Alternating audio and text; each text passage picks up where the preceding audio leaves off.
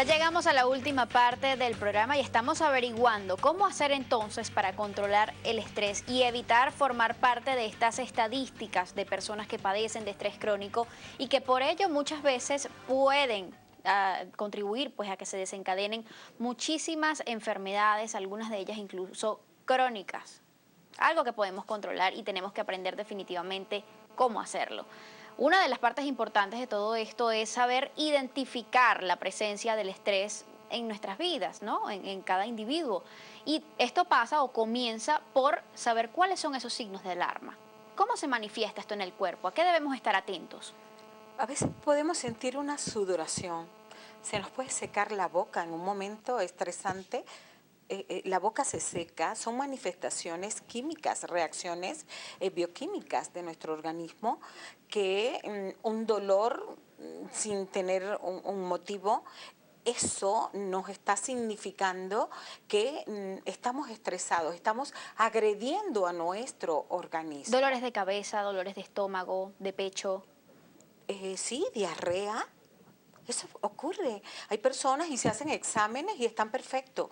Eso significa que el estrés está arropando su organismo. La caída del cabello, algo también muy frecuente como Muchísimo. síntoma del estrés, también lo que tiene que ver con el acné en muchas personas. Esto también de tener problemas para dormir puede ser un síntoma de estrés.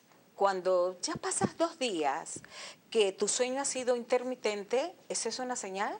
Que hay un estresor que no te has dado cuenta, que viene a congestionar, a intoxicar tu organismo. ¿Y qué mejor manera para desintoxicar?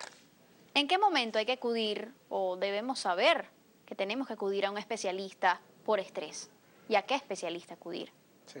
Básicamente te das cuenta de que tienes que acudir a un especialista cuando ya las consecuencias del estrés, que es todas estas manifestaciones físicas sobre el organismo, empiezan a manifestarse de una manera recurrente. En ese momento te tienes que dar cuenta que tienes que ir, puede ser a un psiquiatra básicamente, o a cualquier tipo de medicina, lo que decía Marofe hace un rato, la medicina para el alma es un buen solucionador de este tipo de situaciones porque da cabida a interpretar todo lo que sucede dentro de las circunstancias que provocaron el estrés y lo que puede hacer el individuo para dar la solución. Importante además ser consecuentes porque esto no es algo que se aprende a manejar de la noche a la mañana, pero ¿qué herramientas podemos utilizar para comenzar un poco a desarrollar esa resistencia ante los estresores y mantener a raya el estrés?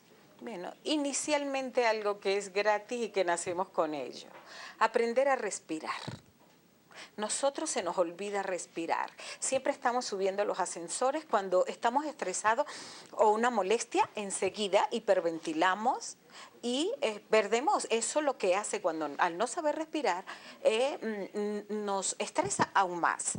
Sin embargo, cuando hago mi respiración consciente, sintiendo mi respiración, inhalo, sostengo, cuento 4 segundos y exhalo. Esto va a permitir aquietar los pensamientos. Y si yo logro aquietar mis pensamientos, se me va a hacer más fácil encontrar alternativas de solución y me voy a dar cuenta que si no tengo la solución en la mano, ¿por qué voy a deteriorar mi salud luchando contra la corriente? Si tengo solución, resuelvo. Y si no, me aquieto mis pensamientos, respirando, meditando. Por eso es que Pedro dice, la medicina para el alma, sí tiene que ver todo esto y por qué estamos muchos trabajando con este aspecto, porque esto está dando grandes alternativas. Lo digo por mi cantidad de pacientes que han llegado, los sacan de la clínica y me los llevan a mi camilla. Y cuando les hago entender y comprender, yo no les voy a producir cambios. Y lo primero que le digo es eso, yo no te voy a cambiar, tú decides cuándo cambiar. Porque solo cambiando tú, por convicción, vas a resolver tus circunstancias. Y caemos nuevamente en la importancia de tener una buena actitud, una actitud optimista ante la vida, ¿no? Ante cada circunstancia. Todo depende de cómo percibamos las cosas. En el ámbito laboral y social, pues, ¿cómo hacer?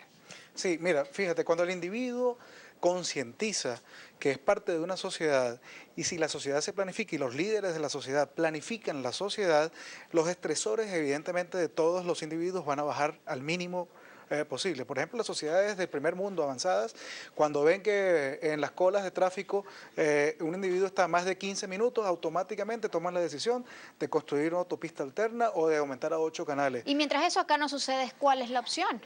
Básicamente hay que aprender, hay que comprender, hay que entender, nuestra misión es saber exactamente cuál debería ser esa solución, aceptarla y, por supuesto, proponerla. Nosotros en el aspecto laboral, por ejemplo, tenemos que estar siempre en una actitud, por supuesto, proactiva de entrenarnos, de comprender y de proponer soluciones. En el ambiente laboral es más sencillo que en el aspecto social. Sin embargo, nosotros tenemos que evitar el estrés y las causas de estrés en la medida que nosotros proponemos soluciones y las aplicamos. Pero básicamente son planificar, entender, aprender. Esas son las principales cosas que van a hacer que nuestros niveles de estrés bajen. De allí que otros especialistas hablen también de que es importante, pues, en el marco de la planificación, pues, ser organizados, aprender a delegar funciones, no sobrecargarnos de tareas pensando que nadie más lo va a hacer tan bien como nosotros. Hay que aprender un poquito a ceder. El tema del sueño también es muy importante, pero también el ejercicio físico y la alimentación, Maroja. Es excelente.